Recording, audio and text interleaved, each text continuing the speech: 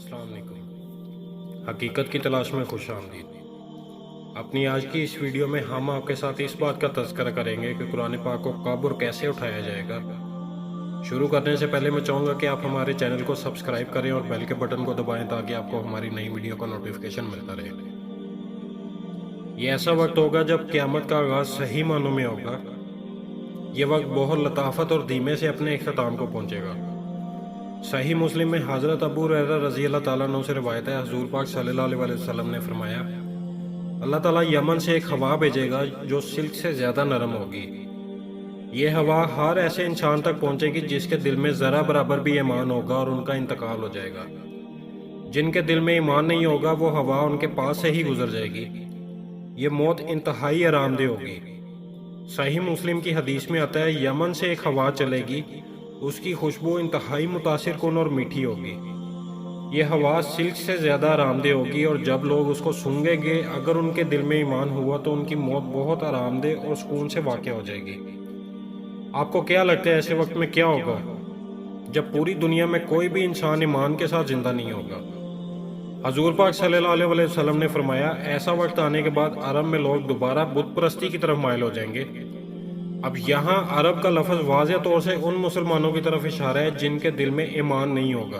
आपने मज़ीद बयान करते हुए फरमाया, लोग जानवरों से भी बदतर बन जाएंगे। लोग खुलेआम गधों की माने जिस्मानी ताल्लुक़ कायम करते नजर आएंगे। अल्लाह ताला ही बेहतर जानता है कि ऐसा वक्त कब आएगा, लेकिन औरतों को जिस तरह से ख़ास तौर से मुस्लिम मुआशरे में इस्तेमाल किया जाने लगा है, आज वो सबके सामने है। जब इसराफील अलैहिस्सलाम सूर फूंकेंगे, उससे पहले इंसानों के हालात बद से बदतर हो चुके होंगे। जब दुनिया में कोई मुसलमान ही नहीं होगा तो कलमे का क्या होगा? नमाज कौन पढ़ेगा? कुरान की तिलावत कौन करेगा?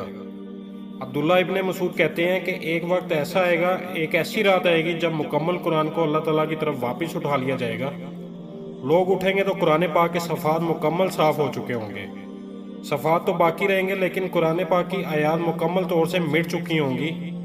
इस वक्त दुनिया में कोई भी ऐसा इंसान नहीं होगा जिसके दिल में कुरान होगा। मुस्नद दारमी में आता है कि आपने अपने तलबा से कहा कि कुरान पाक की तिलावत करो इससे पहले कि कुरान को वापस उठा लिया जाए। तो तलबा ने कहा कि ऐसा कैसे हो सकता है कि सफ़ात मिट जाए और जिसने कुरान को याद किया वो भूल जाए।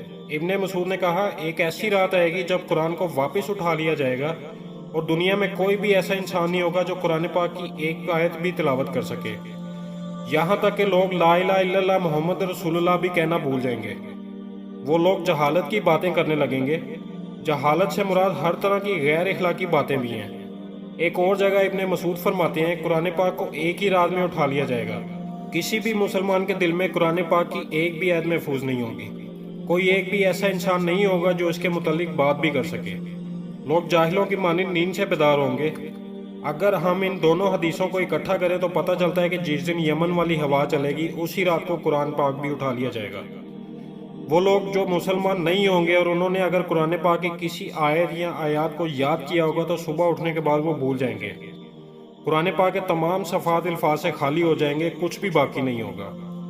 सही मुस्लिम में अनस इब्ने मालिक बयान करते हैं, हुज़ूर पाक सल्लल्लाहु अलैहि वसल्लम ने फरमाया, क़यामत तब तक नहीं आएगी जब तक दुनिया से अल्लाह को पुकारने वाला एक भी इंसान जिंदा होगा।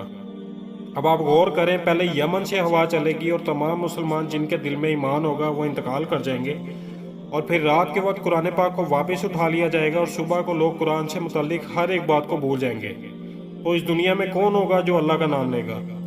लोग हज, नमाज, ज़कात, रोज़ा, गर्ज हर उस चीज़ को भूल जाएंगे जो मुसलमान होने के लिए लाजिम है। फिर अल्लाह ताला के हुक्म से क़यामत का अमल शुरू किया जाएगा।